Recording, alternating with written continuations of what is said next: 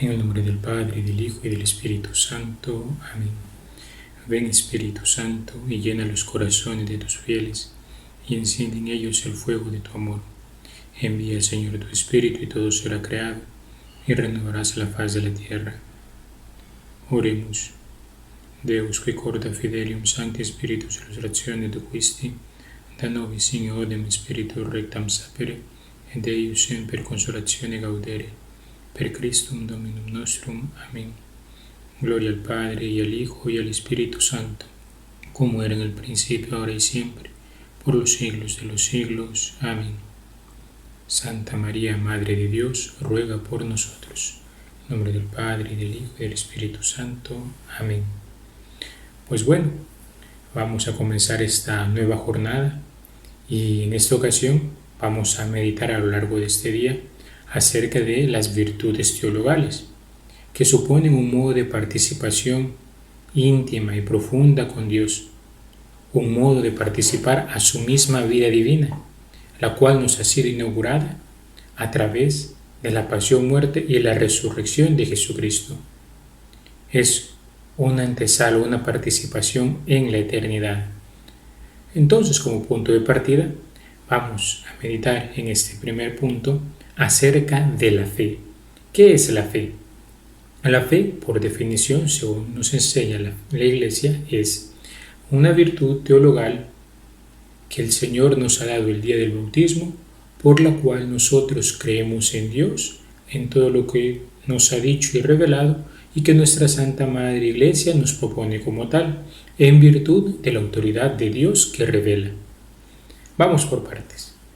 Cuando nosotros estamos hablando de que Dios nos ha infundido la fe y de que la fe es una virtud y que es una virtud teologal, estamos diciendo, en pocas palabras, que es una disposición firme y estable que el Señor nos ha concedido a través de las aguas del bautismo, la ha infundido en nuestros corazones, en nuestra alma, y a través de ella nosotros aprendemos a conocer de una manera diferente. Estamos facultados, mejor dicho, para conocer de una manera diferente. ¿Cómo conocemos? Como Dios conoce, porque la fe parte de la revelación de Dios. Por tanto, su fundamento es la autoridad de Dios que revela. Hay quien dice, por ejemplo, que este es el caso de la fe divina y ponen el parangón para comprenderla mejor con la fe humana. Por ejemplo, yo puedo tener fe humana en un médico. De repente digo, doctor, fíjese que me duele el estómago y me dio fiebre anoche y parece que puede ser, no sé, algo más grave y me puedo preocupar muchísimo. Entonces voy donde el médico me examina, incluso puedo ordenar hacer unos exámenes y al final él da un diagnóstico. Usted tiene una infección, usted tiene una úlcera, usted tiene X o Y cosa. Y uno al doctor le cree. ¿Por qué le cree? En virtud de su autoridad como médico, en virtud de sus estudios realizados, en virtud de su profesionalismo. Uno le cree en el fondo por una autoridad que ha adquirido frente a uno. Uno no puede escudriñar su estómago y ver si es cierto lo que el doctor le está diciendo. Uno cree en la lectura que el doctor hace de los exámenes. Ahora bien, ese es el caso de la fe humana. Creo en una persona por su autoridad. Ahora, en un modo mucho más grande y superior, excelente y perfecto, opera la fe divina. ¿Y cómo opera la fe divina? Ciertamente, el Señor infunde en nuestra alma la fe. Y en el alma, particularmente, la fe actúa sobre nuestro intelecto, sobre nuestra capacidad de conocer. Por tanto, la fe nos permite conocer de un modo diferente. ¿Y cuál es ese modo diferente? Estamos diciendo que la fe es esa disposición firme y estable que Dios ha puesto en nuestra alma el día del bautismo, gracias a la cual nosotros creemos en Dios lo que nos ha dicho y revelado y que la Iglesia nos propone como tal, es decir, Lo que creemos es la revelación. ¿Qué es lo que conocemos? La revelación. Lo que Dios nos da a conocer. De alguna manera, estamos conociendo como Dios conoce. Y es precioso esto, porque en este sentido nosotros estamos unidos a Él de una manera íntima. Dios nos permite ver con su mirada, ver la realidad, nuestra historia, la historia de la humanidad, con su mirada.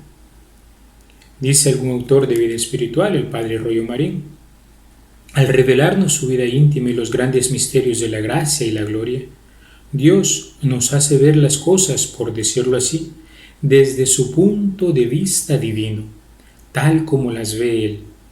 Nos hace percibir armonías del todo sobrenaturales y divinas, que jamás hubiera podido llegar a percibir naturalmente ninguna inteligencia humana o angélica.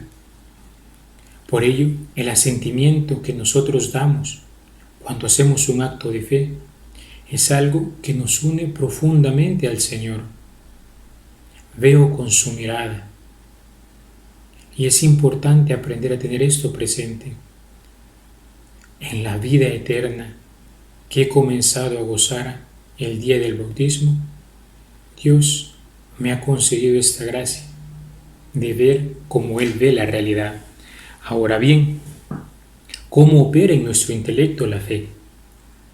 Dice la gnoseología, que es la rama de la ciencia que estudia el modo en que las personas, los seres humanos, conocemos, que el acto de fe consiste en un movimiento que hace la voluntad del entendimiento que lo lleva a sentir.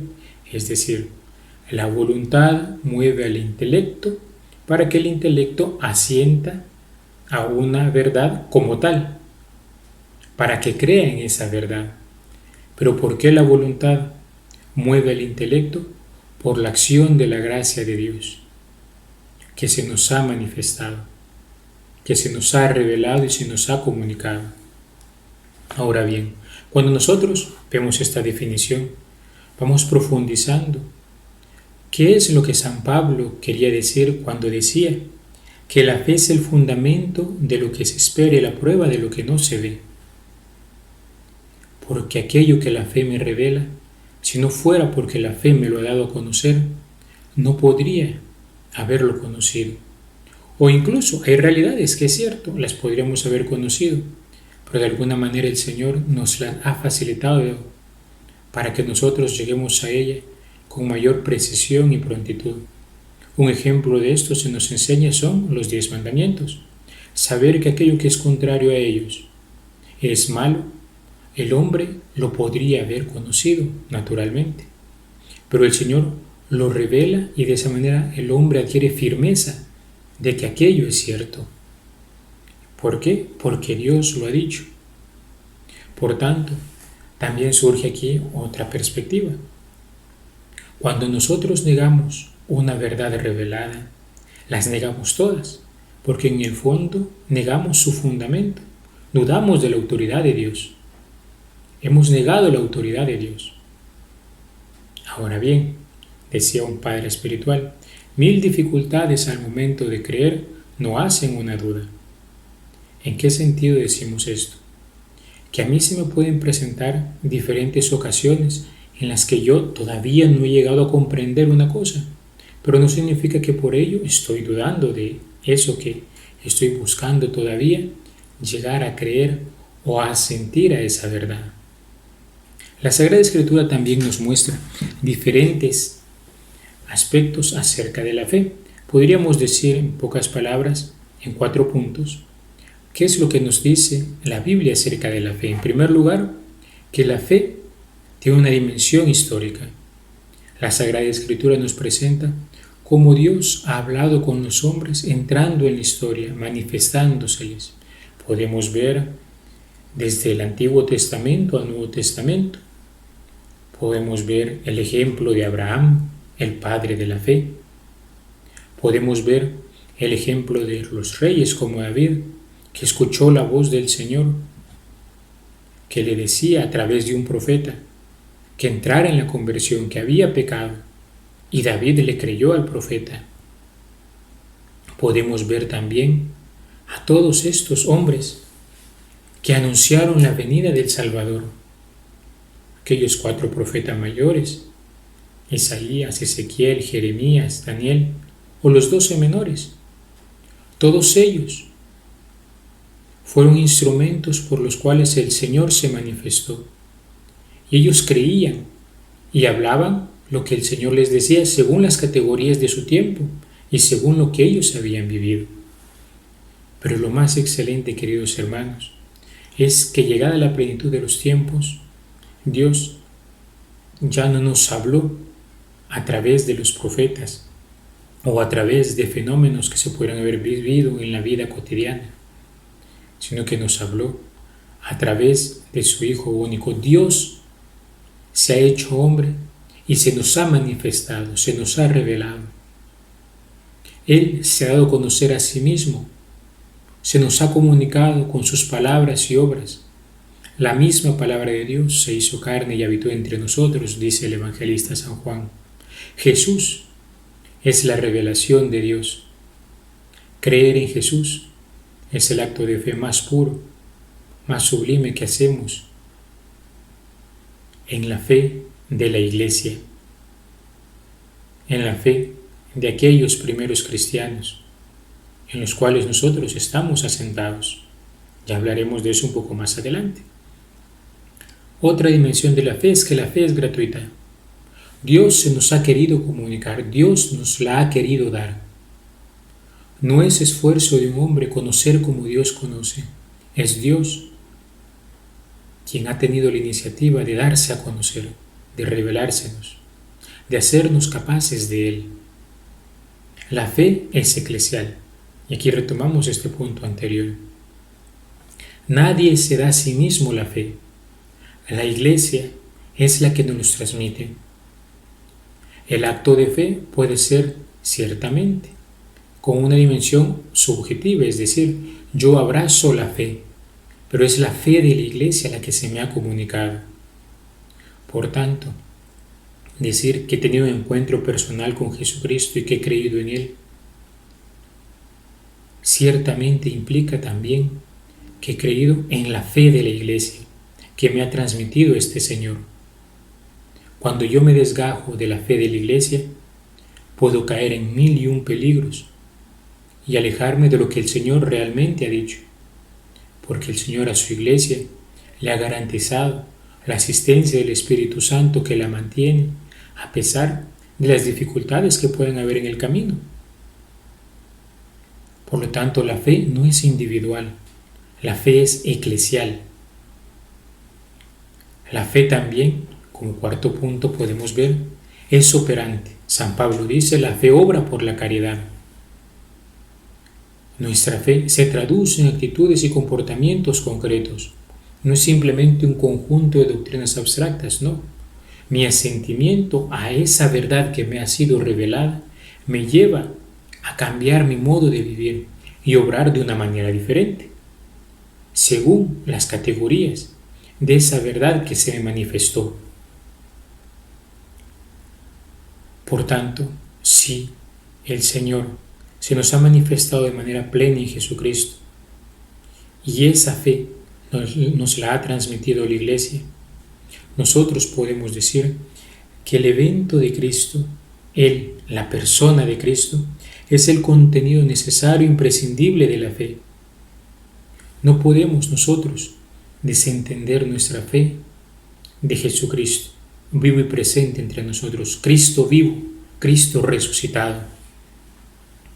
La fe, por tanto, ciertamente tiene un contenido, y es el Dios que en la historia y en la suerte de Jesús nos habló y ha obrado en este mundo. Si Cristo es el contenido de la fe cristiana, también dirían algunos estudiosos, algunos teólogos, es su objeto. ¿En qué sentido dirían ellos esto? En cuanto que por la fe, ese encuentro personal con Cristo se convierte en experiencia de salvación. Y ojo, aquí vamos encontrando otra realidad. Ciertamente la fe es conocer, y es conocer a Dios y conocerlo como Él conoce. pero también es hacer propio ese conocimiento que nos ha transmitido la Iglesia y que me lleva a hacer experiencia de esa vida trinitaria en Jesús. Porque cuando yo creo en Él y creo en su palabra y creo en sus obras, yo empiezo a vivir de una manera diferente. Ahora, en este sentido, yo me voy uniendo al Señor para que mi mente adquiera las categorías de Jesucristo. San Pablo dirá, hacer nuestros los sentimientos de Cristo, hacer nuestro el modo de vivir de Jesús, de tal modo que para mí la vida sea un continuo conocer como Jesús conoció, y esto tendrá consecuencias muy prácticas en nuestra vida. Por ejemplo, conocer a Jesucristo misericordioso que sale al encuentro del pecador, que perdona sus pecados, que lo invita a la conversión, que lo trata y lo acepta dentro del grupo de sus discípulos, que incluso tenía a uno que lo traicionaría y no escatimó nada por buscar moverlo a la conversión entre el grupo de los 12 más cercanos. A nosotros nos debería llevar a ver también nuestra historia y nuestra relación con Él de un modo diferente. Si ese es el modo de obrar de Jesús, ¿por qué de desconfiar? Una consecuencia más precisa. Cuando yo miro mi historia, cuando tú miras tu historia, ¿cómo la vemos? ¿Me vivo recriminando los pecados del pasado, lo que ya probablemente he confesado? ¿Me voy recriminando porque tomé malas decisiones y ahora tengo que ver cómo me hago responsable de esos actos? Y sufro porque digo, ¿por qué yo? Es que si no hubiera hecho esto, es que si no hubiera hecho esto otro, es que de verdad el Señor me habrá perdonado. Y empezamos a cuestionar de mil y un maneras. Pero el modo en que Dios ve la historia de aquel al que le ha perdonado el pecado es diferente. Dios ve tu vida con misericordia.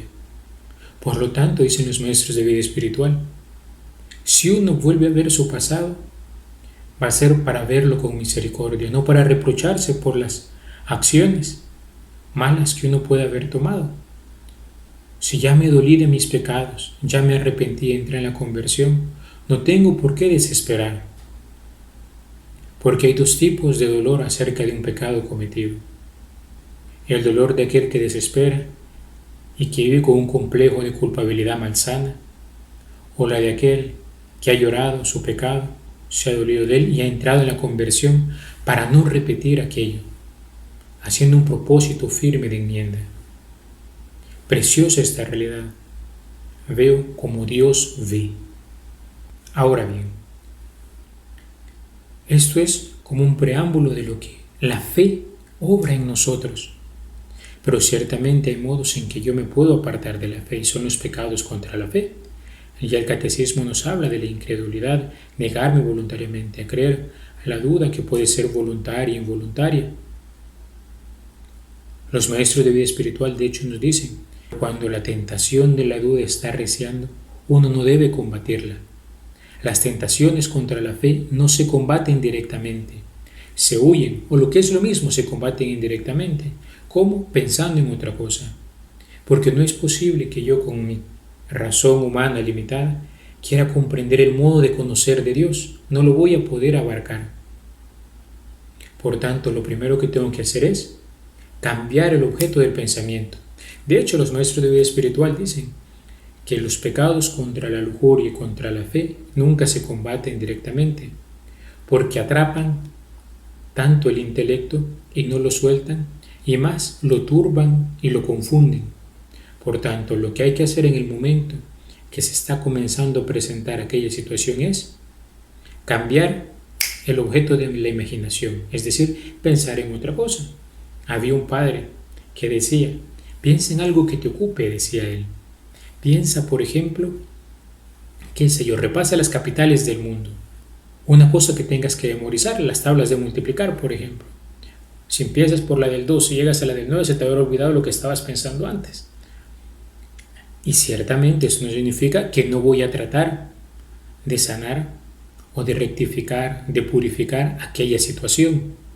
Pero en el momento no se combate directamente, se combate de modo indirecto.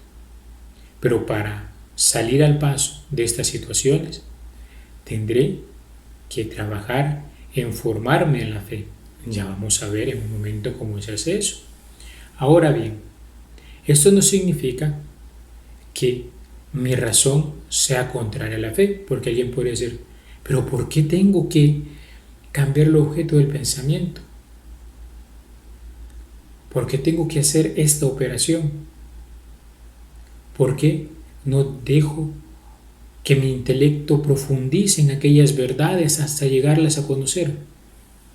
En ese momento preciso no conviene, porque no estamos en las condiciones dispuestas para poder aceptar aquella verdad. Tenemos que hacer una pausa, pedir en la oración al Señor que nos ayude a pasar la prueba y luego comenzar la formación. Ahora bien, la trampa del enemigo, ¿cuál es?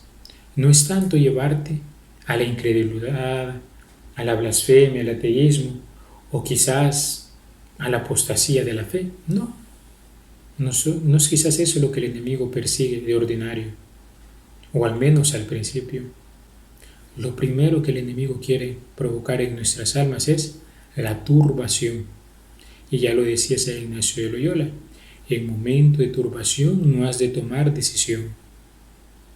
Es importante también llegar a comprender esta realidad. Ahora, decimos desde el principio que la fe es una disposición firme y estable que Dios infunde en nuestra alma el día del bautismo, por la cual creemos en Él, todo lo que nos ha dicho y revelado, y que la Iglesia nos propone como tal. En este sentido, descubrimos que la fe no se opone a la razón. La fe, de hecho, ilumina nuestra razón para que pueda conocer más profundamente.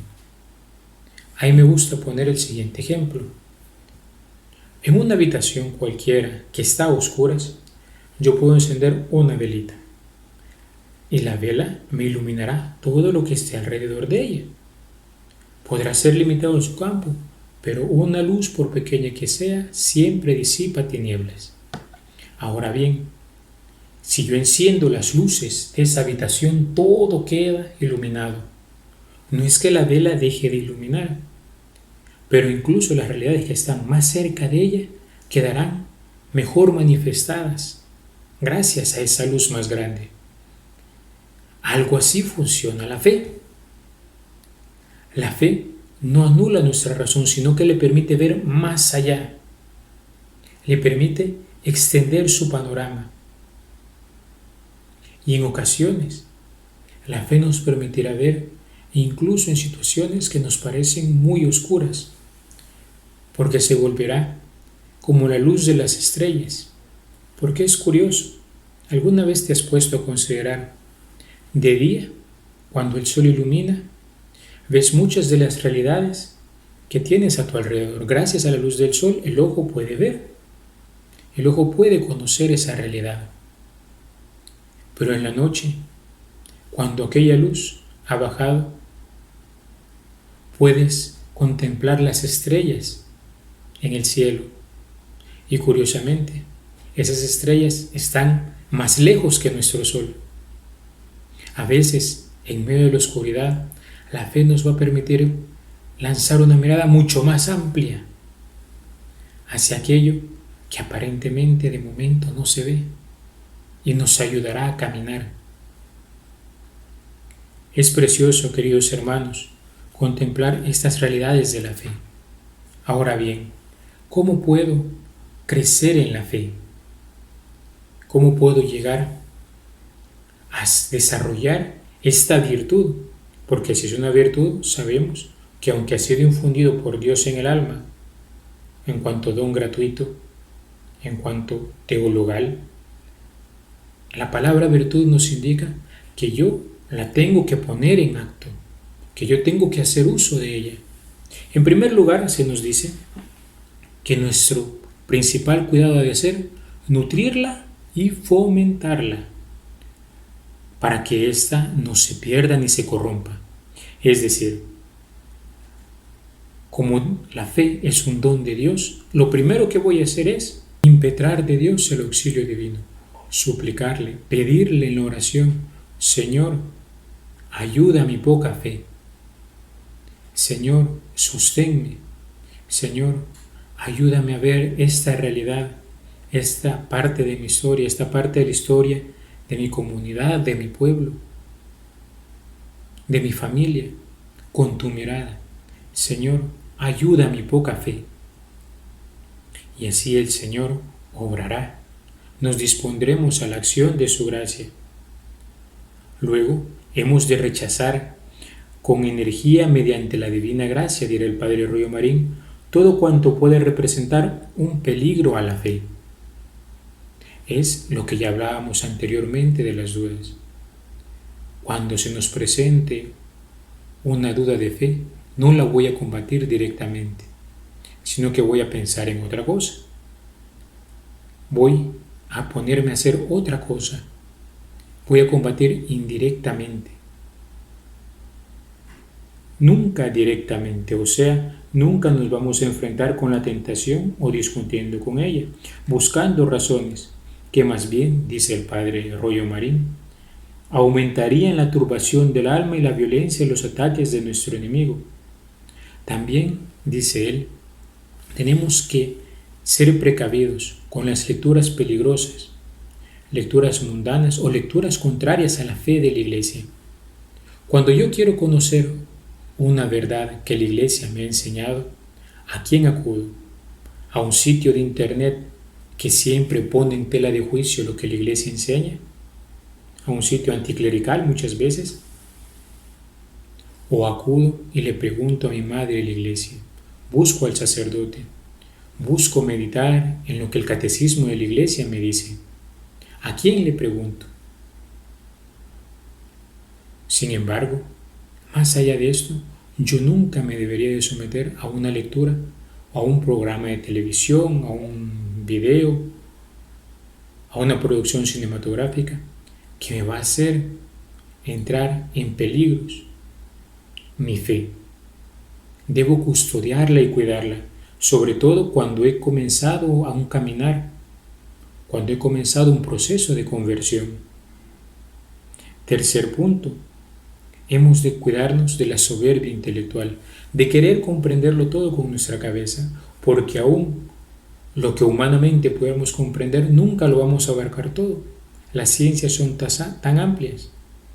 Ya decía Sócrates, yo solo sé que no sé nada, y era un filósofo que había profundizado muchísimo en diferentes verdades. Porque cuanto más profundizo en una verdad, me doy cuenta que hay mucho más por conocer. Ahora, vamos a la siguiente parte. Esta parte podemos haber dicho era cómo evitar algunos peligros, cómo combatir algunas ocasiones en las que me pueden querer turbar el alma en el campo de la fe. Pero ciertamente también yo debo de procurar formarme en la fe, aumentar y extender mis conocimientos, estudiando ciertamente los dogmas de la Iglesia, las verdades de la Iglesia, participando de cursos de formación, buenas lecturas acerca de la fe. No necesariamente tiene que ser un tratado de teología, pero sí buscar conocer mejor mi fe, un catecismo pequeño, el catecismo de la Iglesia por excelencia. Profundizar en el credo, profundizar en el conocimiento de la Sagrada Escritura, profundizar en la vida de oración, entrando en aquel diálogo íntimo con el Señor, descubriendo cómo su palabra se cumple también en mi historia, cómo lo que la Iglesia me enseña también se palpa en mi día a día, meditando hoy en día, por ejemplo, las palabras del Santo Padre que tan fácilmente se nos dan a conocer, las cartas pastorales de nuestros obispos, las enseñanzas de nuestro párroco. Muchas maneras de profundizar en la fe. ¿Cuántos cursos se ofrecen? ¿Cuántos medios para conocer hoy en día a través de las redes sociales nuestra fe? sabiendo ubicar, claro está, aquello que es útil y conveniente a cada etapa de nuestra vida espiritual. Y luego hacer continuos actos de fe. Señor, yo creo, pero aumenta mi fe. Señor, yo esto todavía no lo entiendo, pero porque tú lo has dicho, porque la Iglesia me lo propone, yo caminaré. Porque muchas veces las cuestiones de fe nos parecen difíciles, no porque sean dudosas, no porque seamos incapaces, no, simplemente a veces hay un exceso de luz, simplemente a veces no estamos preparados para conocer una verdad, porque hay que conocer unas antes que otras. El ser humano conoce ciertamente de modo racional y de modo progresivo. Es decir, no puedo dar saltos abismales entre cada etapa. Voy a ir poco a poco, según mi vocación particular. Ciertamente tendrá una responsabilidad más grave de profundizar en los contenidos de la fe una persona que se dedica a su enseñanza, a transmitirla a otros, un catequista, un profesor de teología, pero también una madre, un padre de familia deberían formarse para transmitir la fe a sus hijos, o aquellos que se están formando para ser pastores, para ser sacerdotes, para ser predicadores, también deberían profundizar con mucho mayor empeño estas realidades y descubrir cómo en ellas Jesucristo viene a mi vida y cómo en ellas descubro la fe de la Iglesia. También me debo de esforzar de ver todo bajo el prisma de la fe, a la luz de lo que el Señor me va manifestando en la vida, a través de estos conocimientos que voy adquiriendo, de estos actos de fe que hago en oración. El Señor también me iluminará y me ayudará a ver que en la vida no es tan importante gozar de tanto tiempo en este mundo, es decir, que la vida larga importa mucho menos que una vida santa, que en orden a la vida eterna es mejor la pobreza, la mansedumbre, las lágrimas del arrepentimiento, el hambre, la sed de justicia, la sed de perfección, la búsqueda de la paz, la limpieza y la pureza del corazón, que las riquezas, que el poder, que la fama, que las risas desvergonzadas, que la venganza. Tengo que aprender a ver la realidad con las categorías de Cristo. De modo especial, ¿por qué no aprovechar en esta Pascua de profundizar en el Sermón de la Montaña y descubrir qué actitudes particularmente que se presentan en esos capítulos 5, 6 y 7 de San Mateo puedo llevar yo a la práctica, o el Señor me estará pidiendo que lleve yo a la práctica en este momento de mi historia?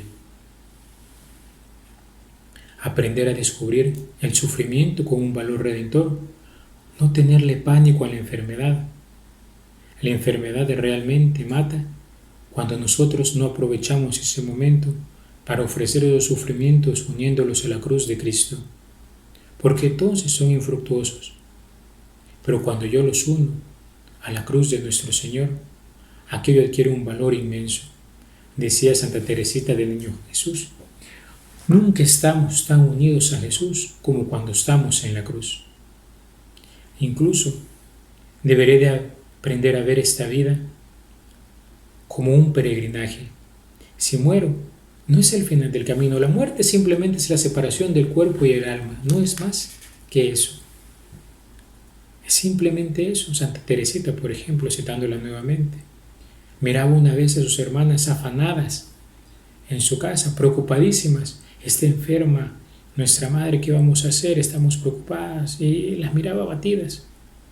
Y ella les decía, o ella se decía: yo no sé por qué se preocupan tanto.